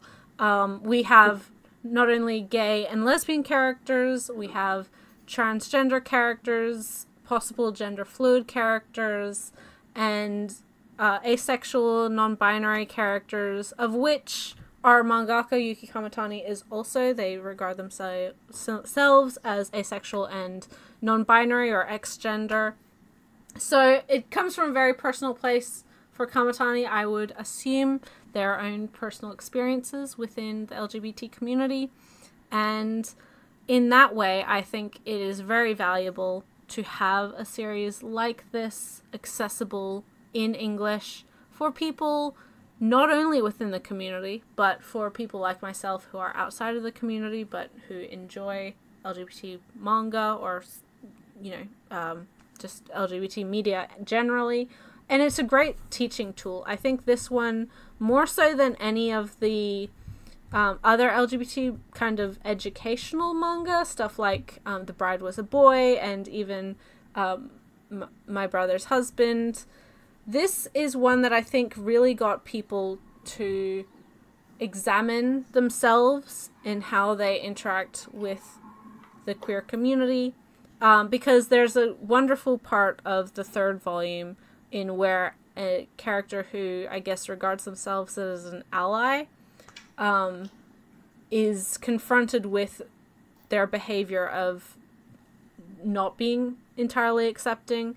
And I think for a lot of people, they do need to continually kind of reassess how they look at other people and how they, is their acceptance of something conditional or is it situational? That type of thing, which is a very important discussion or self-reflection to have. I think also there is a wonderful moment or a wonderful reality to this series, not so much in what it is, but in just how true to life it is, in that there are issues with acceptance within the LGBT community. There's not always people who are gay or lesbian or trans who accept other people within the acronym, which does need to be looked at and criticized. And I also really like how throughout this series. There are characters, all of these characters within this larger group are kind of at different points in their lives, in different stages of acceptance, different ages, which is really, really, really, really, in my opinion, wonderful to see, because it is, obviously, gender and sexuality is a huge part of a person's personality. Like, it's who they are. And it isn't something that necessarily has an end point. It's something that does always change and grow, and throughout your life, you know, you have to adapt with and adapt to, and your life changes. The things you're going through as a teenager aren't the same things you're going through as a 30-year-old, and they're not the same things you're going through as a 70-year-old. There's important messages, and there's important parts of life, in everybody's life, that we go through at those points of our lives that isn't, again, really seen in a lot of queer media, just because a lot of it is focused, especially in manga, is focused on a romantic element of, you know, the falling in love, or it's a more educational, autobiographical type of thing. So it's just nice to see queer people of all different stages of life coming together, teaching each other, supporting each other, and for kids, for young people who are going through a similar circumstance or through similar worries in their own life, I think it's really great to see, or for them to have this manga to kind of realize that there are people out there who understand, and community is so vitally important in these sorts of situations. So, yeah. You touched on it a bit, but one of my favorite things about Our Dreams at Dusk is that more so than focusing on teaching, like, you know, this is what the L stands for, mm-hmm. This is what the G stands for, this is what the B stands for. More so than that, like, obviously just through getting to know these characters, you get to know what some of these terms refer to. Yeah. But that's not the main focus of the manga. Mm-hmm. And I worry that people might hear the praise for the series, that it includes so many different types of LGBTQ identity, and think that it's kind of like a checklist. Mm-hmm. And it's really not. Yeah. This is more so than that, like, explaining what things are. It's explaining the mindset that is so important in any kind of queer activism. Mm-hmm. Or just, like, accepting queerness as a concept. Yeah. In any form it may take. Which is just a sense of flexibility. Mm-hmm. Realizing that gender and sexuality and gender expression are so different for every individual person. And a lot of times you can't just box them in. Mm-hmm. And I think that particularly coming from an asexual and ex-gender creator, you know, someone who occupies these identities that are marginalized even within the LGBTQ community, that are so often treated like they're too complicated even for, you know, queer people to understand. Yeah. Like, oh, that's just too much. That's too difficult for me to wrap my head around. This series kind of says, like, don't just, like, decide how other people are. Yeah. Like, listen, learn, and even if right now you can't understand, just wanting to understand and wanting not to just arbitrarily decide that you already know everything, that you already get everything. Being curious and being open and accepting that the world is more complicated than you think it is. Mm-hmm. That message is so important in everything, and doubly so when it comes to these particular issues that this series deals with. Yeah, absolutely. And you have to constantly, you know, let your worldview be demolished and rebuilt as something new and fresh. A very obvious like metaphor. Like an old building. It's not a subtle metaphor, I mean, I have to say, but it's very effective. It's a great series. Phenomenal. Believe the hype. Yes. And beg for Shonen Note on surveys. Please do. I put it every survey. Please. I need that series in my life. So. Your number one. My number one. Oh. Drum roll, please. You all already know what this is. Say it with me, folks.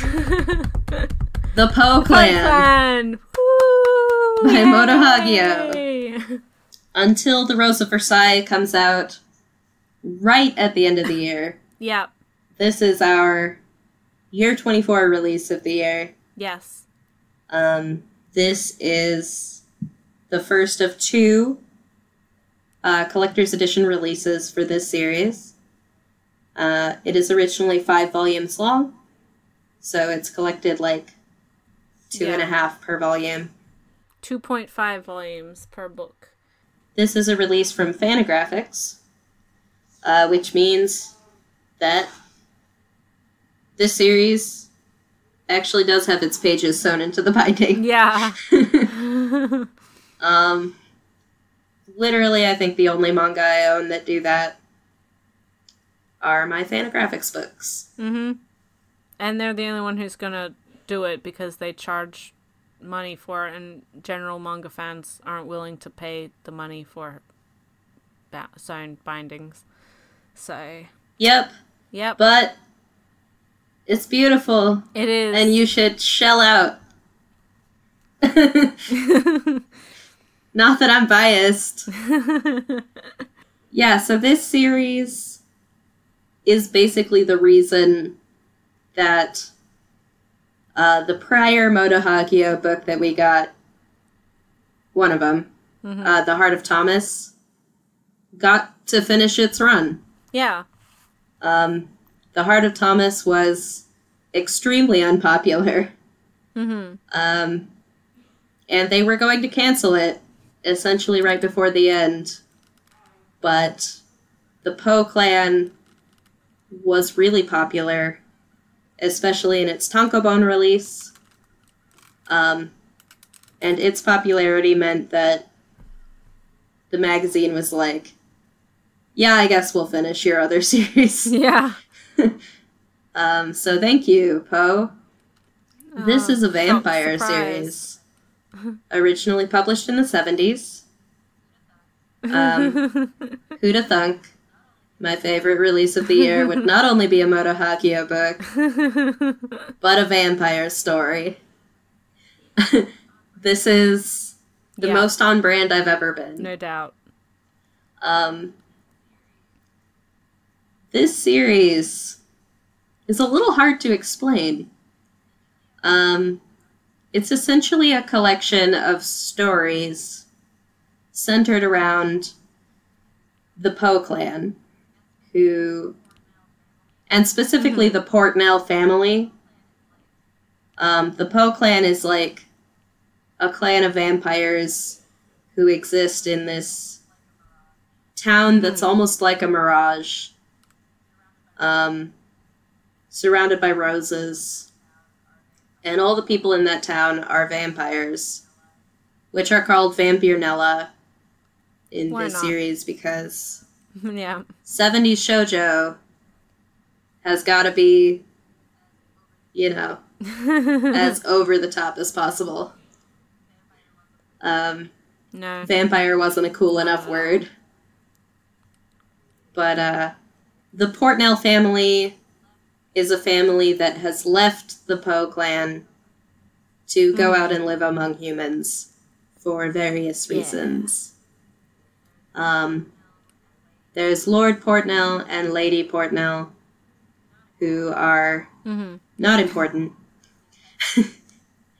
Because the important ones are the kids, which are, in particular, a 14-year-old boy named Edgar, his boyfriend, friend, bosom buddy, brother, Alan Twilight. They're totally not gay, guys. And Edgar's little sister, Mary Bell. So we eventually, throughout the course of this volume, get sort of the vampire origin story of all three of these characters. And the series is not told in order, which is kind of a unique factor for this series. Within Hagio's works, within 70s shoujo manga, within manga as a whole. But there's this idea that time means nothing for these children who are eternally frozen as adolescents. And because of that, the events of the story can really be told in any order.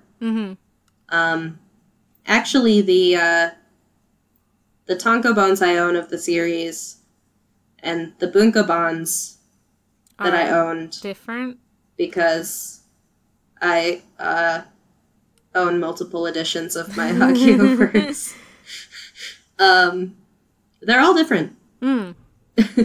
So you just, pick and choose your Poe. Which is interesting. It's kind of a melancholy of Haruhi Suzumiya situation.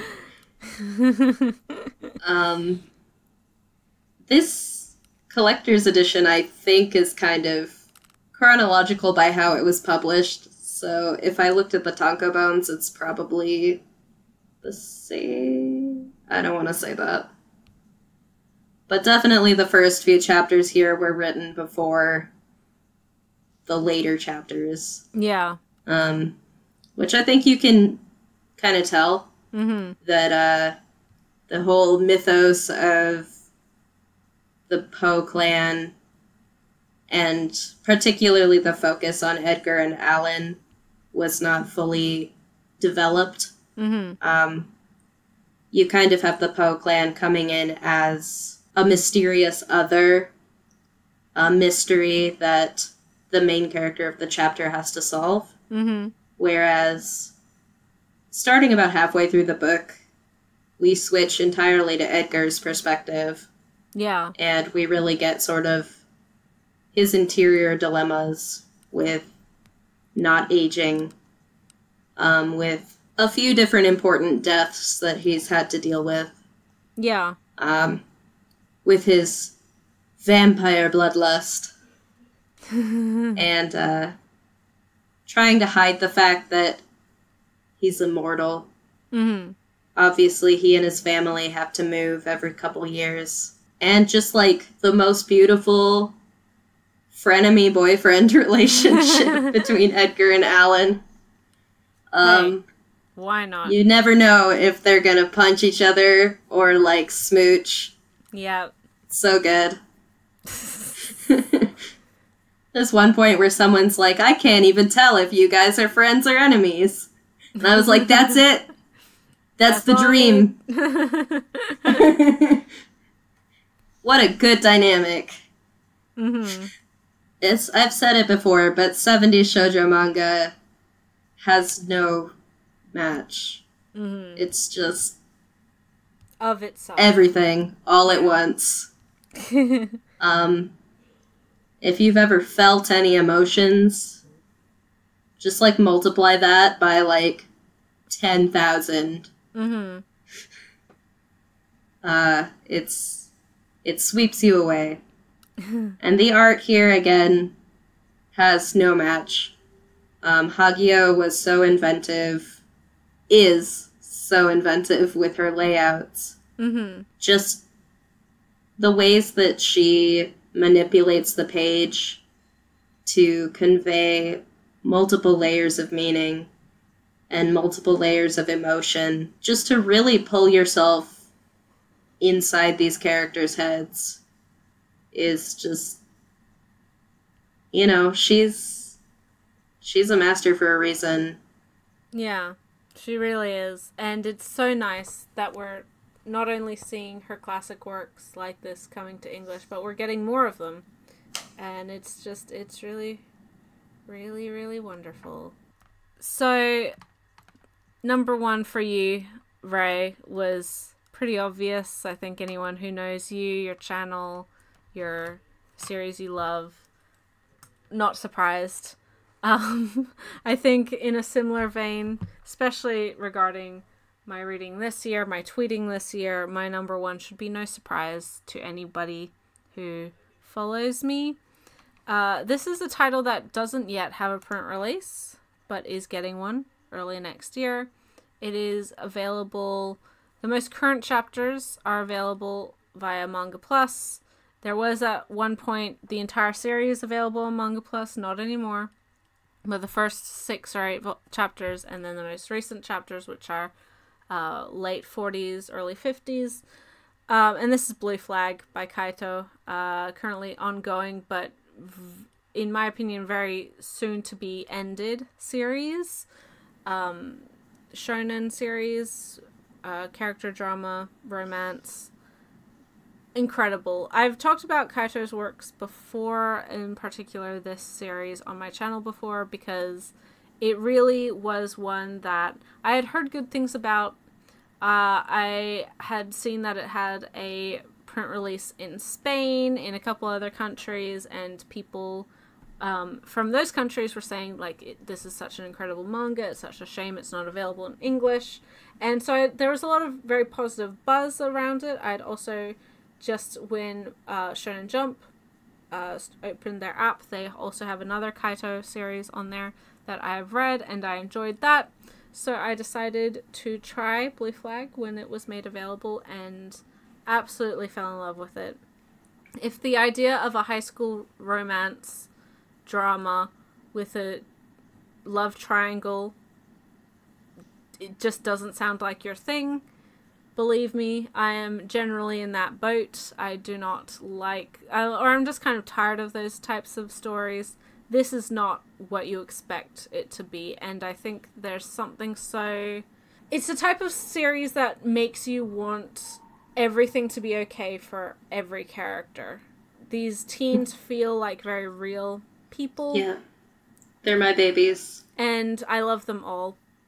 I don't want to say there's a twist, because it's not, but it isn't immediately evident for, I would say, some readers.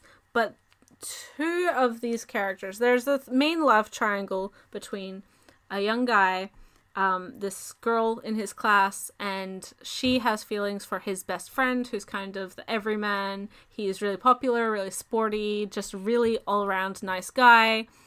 She really likes him, and so he agrees to, his friend, his childhood best friend, our main character, he agrees to help her try and, get closer to him, so he might think about dating her.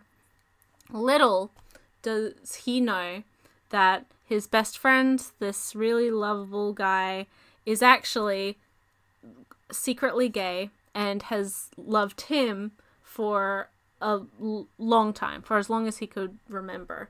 And thus he doesn't really have an interest in this girl for very obvious reasons, but he values her friendship, and he's actively trying to get the 2 of them together because he realizes that his best friend is harboring feelings for this girl who has kind of wormed herself into their life. It's their friendship. You also find out that her best friend is also secretly gay. She's a lesbian, and it has feelings for her. And her personal perspective on her sexuality and how she interacts with the people around her, and her own thoughts on coming out and accepting that and being more open with that and the people in her life, is very different from our main male gay character. And so those two become kind of comrades in arms, as it were. They know each other's secret and kind of commiserate because they realize that they don't really have a chance with the people that they care about the most, or at least they think they don't have a chance with the people they care about the most. It's so beautifully done, and for as kind of overwrought and dramatic as normal love triangles can be, generally about, a girl and two guys as they are, this, because of the aspect of sexuality, of friendship and childhood friendship, and of fear of rejection and abandonment, and not wanting to ruin a relationship you've already built with these people, it's just done so well. And I think regardless of your sexuality, I think most people can relate to this in certain aspects. I think it handles the aspect of sexuality and LGBT people in Japan very, very well and very realistically. I don't think it doesn't sugarcoat a lot of the issues that queer people face in Japan, which is not necessarily refreshing, but I think it is an important aspect that can't be forgotten. I really love how these characters feel like friends, like childhood friends, like they've known each other forever. I really love how genuine the sibling relationships feel. Just everything about it. Everything about it. Again, there's a character here who is kind of the bitchy girl stereotype, rival character, who becomes one of the absolute best characters of manga. Absolutely breaks down, I would say, any preconceptions of that character type because of your own. Having read a lot of characters like her, I think people go in with biases towards her, make assumptions, and she absolutely calls that out. It's it's phenomenal. It is absolutely incredible. And as I said, it feels like it's wrapping up. I'd be surprised if it goes over 8 or 9 volumes. And I'm going to cry because it makes me cry every chapter as it is. And I want every character to find happiness. Whether that's in love or just in general acceptance, I don't know. But I just want all of them to be happy. And, it's really nice to have a series that does have these various themes, handle them in such an adult way, but in a way that is very true to teens. I mean, teenagers aren't dumb. Obviously, I think we all, as teens, we make dumb decisions, but we're not inherently stupid. We're not blind to the ways of the world. And these characters feel like that. They feel like they're just trying to struggle through life and make decisions that are best for themselves, try to keep themselves out of being hurt, and sometimes that is successful, sometimes it's not. And it's just, this is a must buy for next year. If you are a fan of the series that I generally talk about, that I generally read, that I generally show off on my channel, you would be amiss not to be reading the series. It's a must read. Yeah, this is definitely one of my favorite reads for the year as well. The only reason I didn't consider it is because it is getting a print release next year. Mm-hmm. So in my head, it's already like a 2020 release. Mm-hmm. But this is another one I've been following in Japanese because I cannot access Manga Plus. But that's okay. This series is just I hesitated going into it because I was like, it can't be that good. It is that good. It's so good. I cannot emphasize enough, listeners, how hard I had to encourage Ray to try this series. Like, I really was like, please, you have to try it. Please. I was like, I don't know. I'm like, no, you're gonna love it. Just trust me, please. If you never trust me again, it's fine. But this, you have to trust me on. I was like reading volume 1 and like all over G's like DMs. Like, oh my god. Toma is my son. Yes, he's such a good boy. He's such a good boy. He better be happy by the end of this. All of them. I just want all of them to be happy. Every character. I want everybody to be happy. Every character I want to be happy. But especially Toma. Toma. I want Mommy to be happy. She deserves fucking happiness for all the bullshit she puts up with. Ugh. This series, I mentioned already, like, A Tropical Fish Yearns for Snow is currently dealing very well with the sort of college question, I guess. Mm-hmm. The sort of senior year graduation butterflies. Mm-hmm. Like, oh my god, what am I gonna do with the rest of my life? Yeah. Blue Flag, like, deals with this from every angle you could possibly think of. Yep. You've got characters whose, I guess, sort of family issues are leading them to want to not think about the future. And now that things are really getting close to the wire, that's becoming more and more of a problem. Mm-hmm. You've got a character who has realized what she thinks she wants to do, but she's not sure.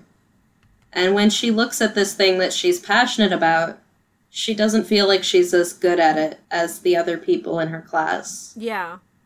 And dealing with those feelings of, like, even if I love this, is that enough? Mm-hmm. Or do I just suck at it? Yeah. You know? Which is hard. Very. Like I said, I was an art student. Like, those days are just the worst, man. Mm-hmm. Like, I love this, but, like, am I good enough? Yeah. You know? And that's something that I don't know if I've necessarily... Like, usually in manga, it's like, they struggle to find that one thing. Mm-hmm. But then once they find it, it's like, yeah, I've been really good at this all along. Yeah. This is perfect. Yeah. But it's like, sometimes life don't be like that. Yeah. Yeah, tell me about it. And sometimes the thing that you love is, like, not necessarily something you're that good at. Uh-huh.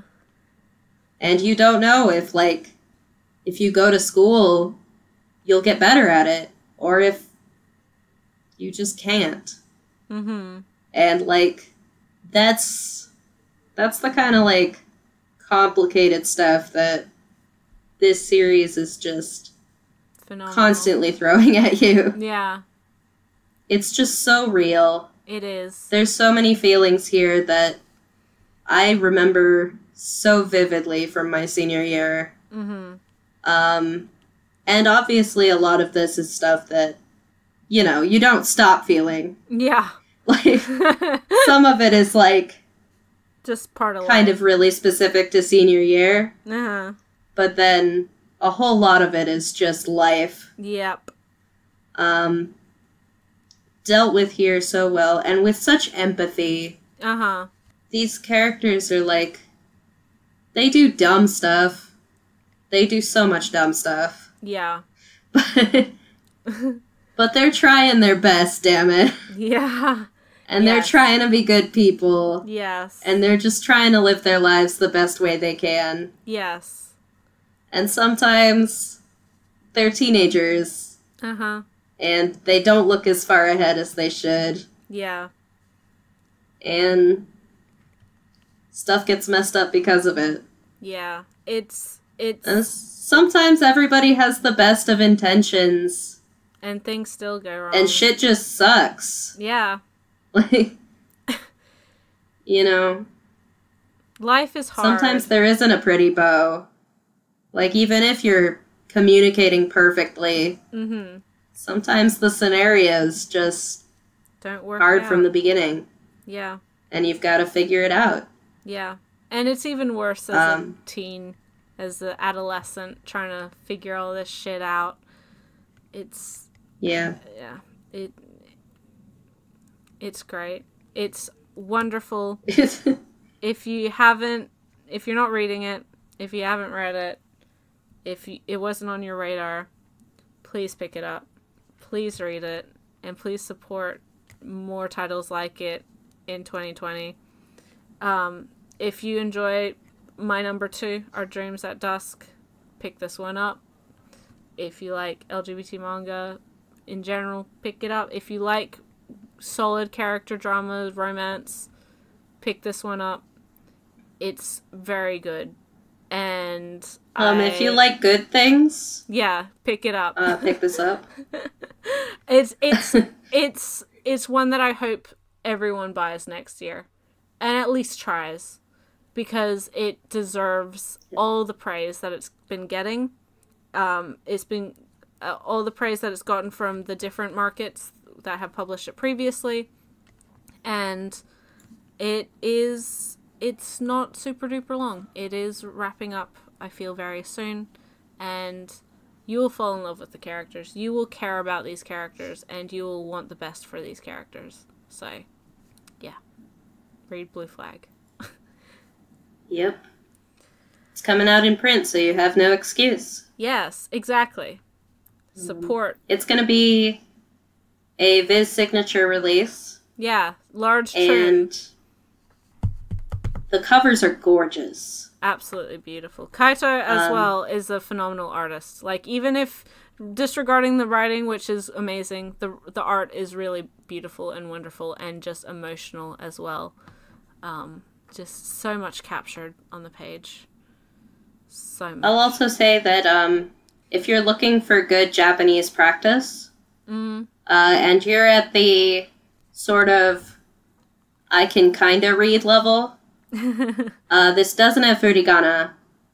So I would say if you're like the N2, N1 kind of range, this series is fantastic for Japanese practice. See, it's great for each character has their own unique voice. There's a lot of little interludes that are very, like, novelistic. So you do get your sort of more, I guess, writing type of Japanese for that practice.